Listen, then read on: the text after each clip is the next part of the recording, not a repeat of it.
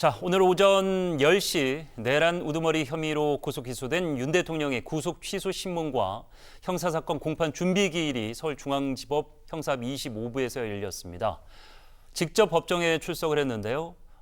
체류한 시간, 총 조사 시간은 13분 만에 끝났다고 알려지고 있습니다. 윤 대통령 측이 재판 관련 기록을 다 파악하지 못했다. 이게 이유였습니다. 자, 사실 그 7만여 쪽이라고 알려졌기 때문에 볼 시간은 부족했다고 봐야겠죠. 근데 이것을 또 지연 전략의 하나다 이렇게 지적하는 시선도 있고요. 글쎄요. 지금 헌법재판소의 탄핵과 관련된 인용 기각을 두고 법리 다툼을 하고 있는 상황이죠. 지금 대통령 입장에서는 본인의 대통령직을 계속 유지할 수 있느냐 없느냐가 가장 중요하고 그 다음에 이제 형사재판으로 이어지는 그 절차로 아마 이렇게 생각을 하고 있는 것 같습니다. 그러다 보니까 지금 형사재판을 지연하는 것에 대해서는 저는 뭐 큰 의미 부여를 하고 있다고 생각하지는 않습니다. 오히려 여러 가지 다툼의 소지라든가 아니면 방어권을 더 뭔가 좀 구사할 수 있는 여러 가지 이 논리들을 좀 찾고 있는 그런 정도에 주력하는 것이지 지금 현재는 헌재의 탄핵과 관련된 결정이 3월 초냐 3월 중순이냐 지금 이게 굉장히 임박한 상황이기 때문에 형사재판에는 좀 뭐랄까 좀 그 집중을 좀 덜하고 있는 모습입니다. 그리고 이제 사실은 형사재판의 첫 공판 기일이라는 게 대체로 이렇게 진행됩니다. 네. 당신은 누구십니까? 뭐 이 범죄 혐의에 대해서 맞습니까? 당사자입니까? 피해자입니까? 뭐 이거 좀 가려놓고 이러이러한 재판을 앞으로 진행하려고 합니다. 오케이, 알겠습니다. 하면 정리가 되는 것이고 지금처럼 관련 자료에 대한 분석을 제대로 못했기 때문에 공소와 관련된 입장을 표명할 수 없다라고 한다면 오케이, 그럼 다음 변론 기일까지는 준비해 오세요. 요 정도 하는 것, 그 절차를 밟았다라고 보면 될 것 같고요. 여기서도 이제 드러나는 겁니다만 여전히 대통령은 지금 형사 사건보다는 헌재, 본인의 대통령직을 지키기 위함 그것에 전력을 투구하고 있음을 엿볼 수 있는 대목이 아닌가 싶습니다. 예. 말씀하신 대로 별 이야기 없을 걸 알면서도 법정에 직접 출석한 이유 중 가장 큰 이유는 아마도 구속 취소 신문이 같이 열리기 때문이었을 겁니다. 윤곽근 변호인이 구속 사유는 소멸됐고 현재 불법 구금 상태란 것은 명백한 사안이다. 재판장께서 현명한 결정하실 것으로 기대한다. 구속 사유가 소멸됐다. 과연 그렇게 볼 수 있는지 윤 대통령 기대대로 헌재 판결과 형사 재판을 집에 돌아가서 받을 수 있을 것인지. 뭐 쉽지 않은 내용이죠.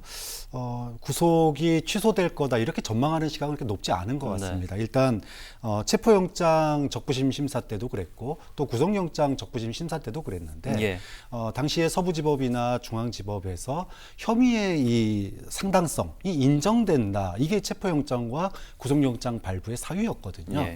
그렇기 때문에 지금 이제 혐의의 상당성이 있고 또 범죄의 중대성 이 부분이 크기 때문에 구속이 취소될 가능성은 굉장히 낮다. 그것 때문에 변호인단 측에서 새로운 논리를 꺼낸 게 윤석열 대통령이 기소될 당시에 구속이 만료됐는데 공소가 제기됐기 때문에 풀어줘야 된다 이런 논리를 내세웠거든요.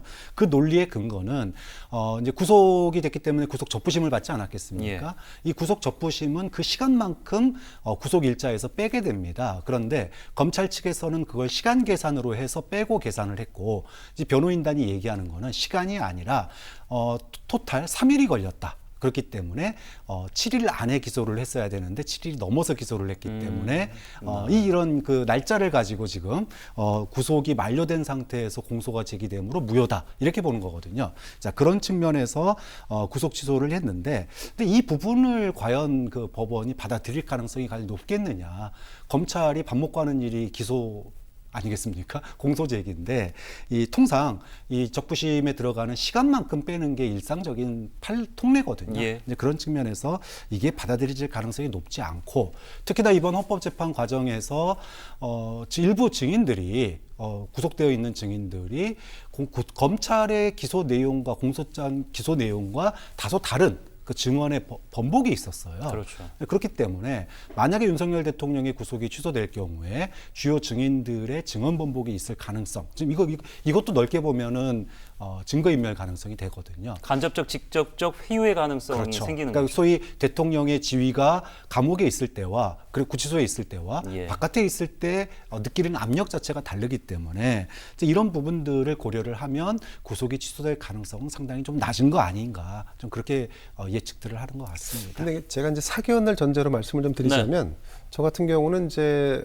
어쨌든 국론이 지금처럼 두 갈래로 분열돼서 이렇게 향후에 탄핵이 인용되고 대선 조기 대선까지 간다고 치면 조기 대선 이후에는 그러면 대한민국이 안정될까 이렇게 좀 약간 긴 관점에서 바라본다고 하면 지금 윤석열 대통령이나 보수 진영을 지지하고 있는 지지자들을 그 성난 민심의 어떤 감정의 고조를 어떻게 톤 다운 시킬지에 대한 고민도 한 번쯤은 해봤으면 좋겠다는 제안을 한번 해봅니다. 그중 하나가 구속 그렇죠. 지금 면하게 하는 거다. 맞습니다. 지금 예. 이제 구속을 굳이 유지할 이유가 별로 없는 게 일단 대통령을 했고 또 대통령직이 유지되고 있는 상태에서 도주 우려는 없습니다. 사실상. 예. 게다가 헌법재판소에서 우리가 다 공개되어 있는 재판법정, 특히나 이 계엄과 관련된 주요 임무 종사자들의 증언이 다 이루어졌습니다. 다 검찰에서 수사 단계에서 녹화가 아니라 그냥 모든 국민이 다 본 겁니다. 그 네. 증언과 진술을. 자, 이렇게 본다 그러면 추가적인 증거인멸 우려가 과연 있을까? 결국 도주나 증거인멸의 우려가 없고 더군다나 이 양분돼 있는 한국 사회를 어떻게든 톤다운 시키는 이런 차원에서의 접근. 그렇다고 한다면 구속이 아닌 상태에서 재판을 받을 수 있게 하는 것도 재판부가 한 번쯤은 고려해 볼 사항이 아닌가 하는 생각을 해봅니다. 예.